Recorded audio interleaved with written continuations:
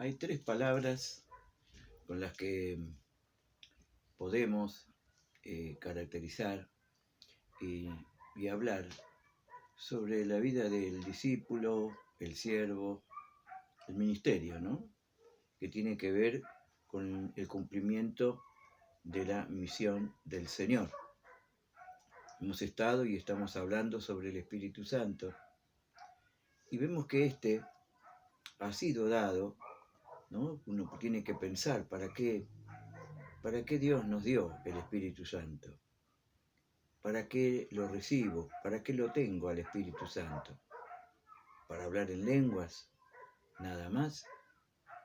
Y creemos que el Espíritu Santo, por lo menos hay tres cosas que nos marca la palabra, ¿no?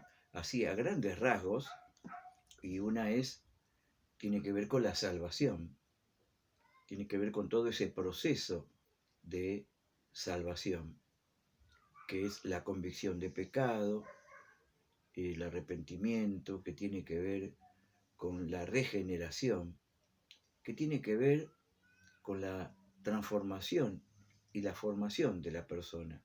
Sería la justificación, ¿no? Y la santificación. Todo eso en el proceso que tiene que ver con la salvación en la vida de una persona. Pero luego también, aunque ese proceso continúa en ciertos aspectos, también está la obra que tiene que ver con la equipación, ¿no es cierto? El Espíritu Santo nos equipa, nos provee de aquellos recursos espirituales, como lo hemos visto en dones, gracias, talentos, ministerios, para cumplir un propósito, ¿no? Cumplir, y en este caso tiene que ver con la misión de Dios, ¿no? Por eso que vemos allí al Espíritu Santo obrando en estas áreas, ¿no? Lo que es la salvación, la formación de la vida, ¿no? Luego lo que tiene que ver con el equipamiento, los dones y todo lo que el Espíritu Santo nos provee. Para poder cumplir la misión de Dios. Creo que este es el de la iglesia, ¿no? El punto. Y por eso quiero recordarles en Mateo 28, 19 y Marcos 16, 15, donde está la gran comisión. La gran comisión. En Mateo encontramos, o por orden, digamos así, de importancia o de práctica, tendría que ser Marcos, que dice, id por todo el mundo y predicad el Evangelio a toda criatura. Y en Mateo nos dice, por tanto, id y haced discípulos a todas las naciones, bautizándolas en nombre del Padre, del Hijo y del Espíritu Santo, enseñándoles que guarden todas las cosas que os he mandado, y aquí yo estoy con vosotros todos los días hasta el fin del mundo. En estos dos textos, ¿no es cierto? Como alguien dijo, quizás las últimas palabras de una persona son las más importantes, ¿no? Y en estas últimas palabras de Jesús antes de ascender a los cielos, Él comisionó a la iglesia, comisionó a los discípulos a hacer esta tarea. ¿Y cuál es esa tarea, esa misión? ¿No? Por eso que la funcionalidad, la función de la iglesia es misionera, tiene que cumplir con una misión. ¿Y cuál es esa misión? Bueno, ir y predicar el Evangelio a toda criatura. Proclamar a Jesús, predicarlo, hablar del Señor, hablar de las buenas nuevas. Pero ahí no termina todo, sino que esto es una parte de esa gran comisión. La gran comisión también tiene que ver con Mateo 28, que nos dice, haced discípulos, enseñándoles que guarden todas las cosas que os he mandado. Esa es la gran comisión. Por un lado, la proclama, el anunciar a Jesús, el predicar a Cristo como nuestro Salvador, el decirle a la gente acerca de su condición de pecado y mostrarle el amor de Dios y que ese sacrificio en la cruz fue más que suficiente para perdonarle y para salvarle.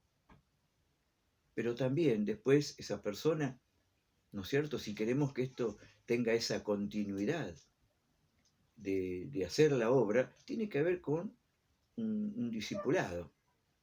Las vidas que se convierten, que creen en el Señor, tienen que ser discípulos, ¿no? Y discipular o discípulos, no es simplemente hacer una lección, una clase, un estudio, ¿no? Sino que es mucho más que eso. Es la inversión de una vida sobre otra. Y ahí es justamente donde vemos la necesidad, la importancia del Espíritu Santo.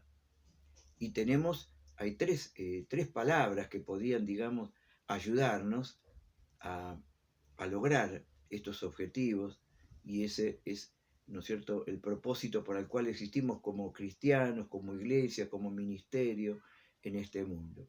Y es cumplir la misión de Dios. Y para eso hay tres palabras, ¿no es cierto?, que están muy relacionadas. Una tiene que ver con la misión, otra tiene que ver con los valores del reino, y otra tiene que ver con encarnar esos valores, ¿no es cierto?, del reino en nuestras vidas.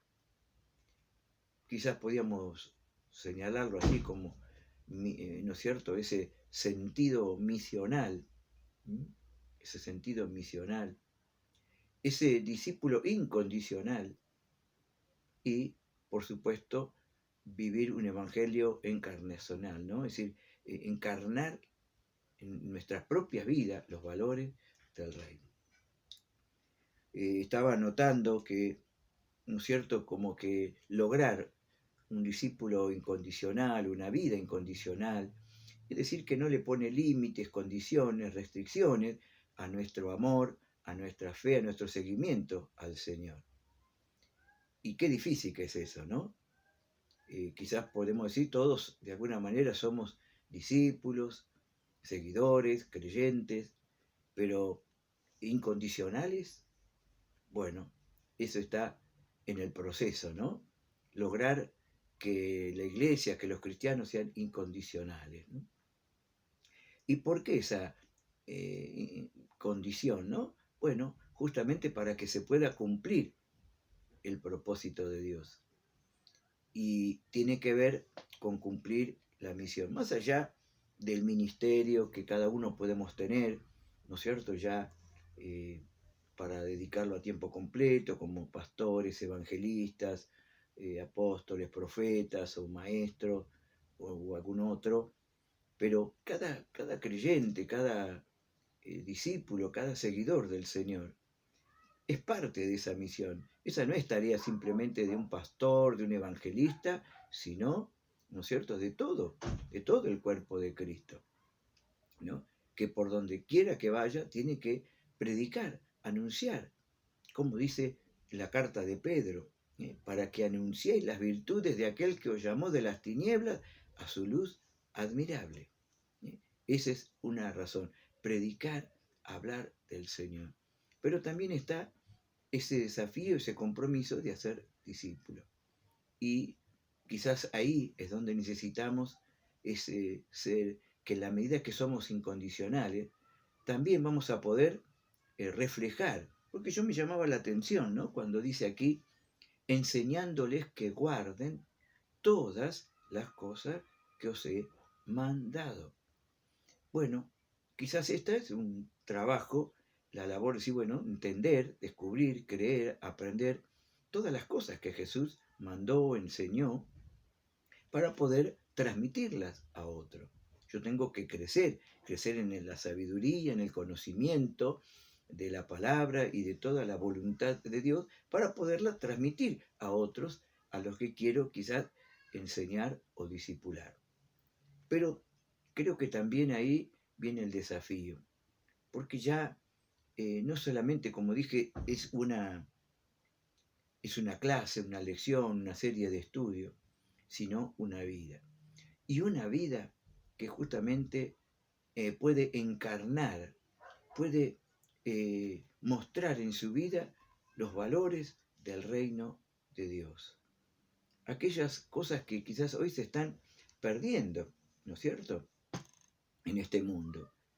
Pero qué bueno que la Iglesia, a pesar de los desafíos que les toca vivir, los gobiernos, los tiempos, puede seguir creyendo en esos valores, en esas verdades, en esos principios, pero que los está viviendo, que alguien que está siendo discipulado, por así decirlo, puede ver en el otro, puede ver esos valores. Y es ahí el gran desafío, ¿no?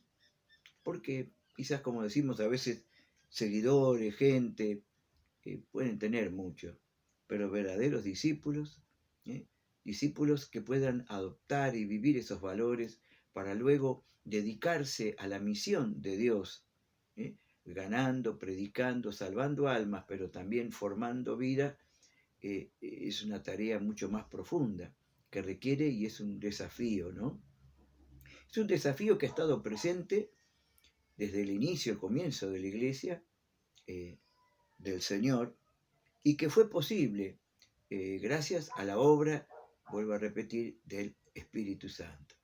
Gracias a que el Espíritu Santo salvó las vidas, las cambió, las transformó, las llenó con el Espíritu Santo, las fue equipando con talentos, dones y ministerios, fue ganando ese corazón para que pueda consagrarse, rendirse, entregarse al Señor, para que pueda ser incondicional y pueda tener en mente, más allá de sus oficios, trabajo, empleo, negocio, empresa, pueda ver que él es un agente divino, es un agente del cielo. Es como dice en 2 de Corintios, somos embajadores de Cristo, que está en este mundo, ¿no es cierto?, más allá de sus funciones, como dijo un evangelista, ¿no?, muy usado en los primeros tiempos del siglo, ¿no?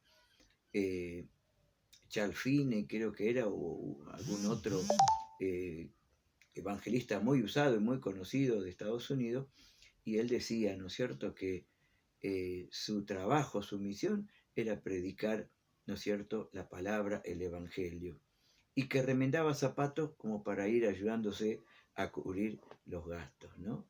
Es decir, sabía que su misión central o principal era ser un instrumento en las manos de Dios en este mundo, que lo demás era quizás un apoyo, quizás a lo que nos dedicamos, ¿no? Las personas se dedican, bueno, tienen sus trabajos, sus negocios, sus empresas, su profesión, pero saben que están en este mundo porque Dios los ha escogido, los ha llamado y los quiere equipar para cumplir con esta misión.